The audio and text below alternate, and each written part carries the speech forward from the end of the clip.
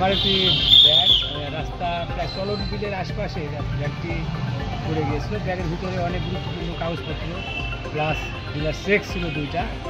এই সমস্ত কাগজপত্র ডকুমেন্টস সহ আমাকে সুন্দরভাবে ব্যাগটি দেওয়ার জন্য ভাইকে অসংখ্য ধন্যবাদ, ভালোবাসা। আপনাদেরকে আর ধন্যবাদ দিয়ে ছোট করবো না, কারণ আমাদের যে কত বড় একটা উপকার হলো।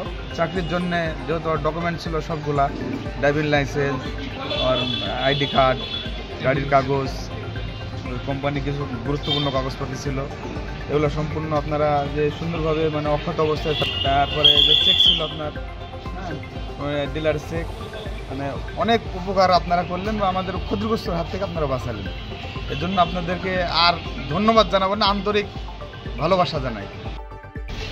এই যে আসলে ব্যাগটা হচ্ছে সে আমার দুলাভাই হয়। সে হচ্ছে যে সাবেক নলডাঙ্গা সাবেক ব্রহ্মপুর ইউনিয়ন ছাত্র দলের সাধারণ সম্পাদক।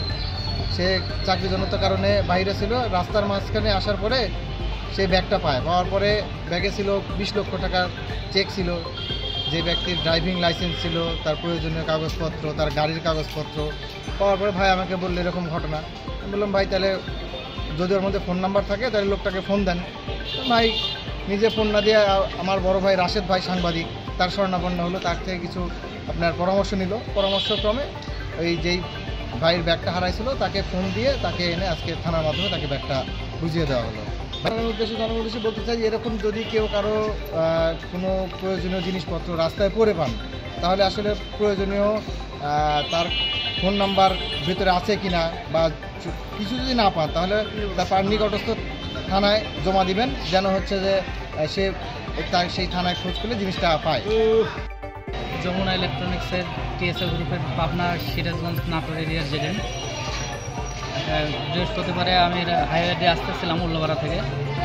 তো হঠাৎ আমার একটু আগে দেখা গেল যে একটা ব্যাগ ছুটে আসলো। এই পর্যন্ত আমি খেয়াল করছি ওইখান থেকে একটা গাড়ি ওভারটেকও করতেছিল, বাস। তো আমি গাড়িটা দাঁড় করে এলাম যে ব্যাগটা হয়তো কোনো গাড়ির চাকা চাপা পড়ে যাবে।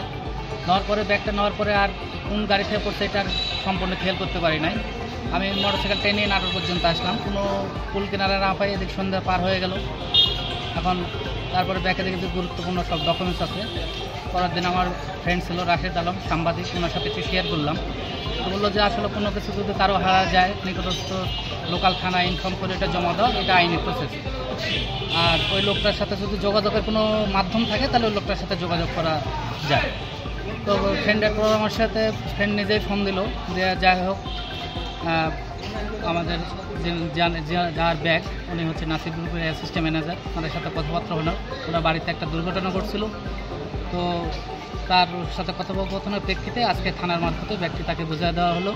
আমাদেরও যদি ভবিষ্যতে কারো কোনো বিপদে আমরা যদি এইভাবে সবাই নিজের থেকে এগিয়ে আসি, তাহলে হয়তো মানবিক বিষয়গুলো আরও মানুষের দেখা আরও ভালো লাগবে। আরও আমরা এই বিষয়টা যেন সবারই মধ্যে বিরাজ করে, এটাই আমার প্রত্যাশা।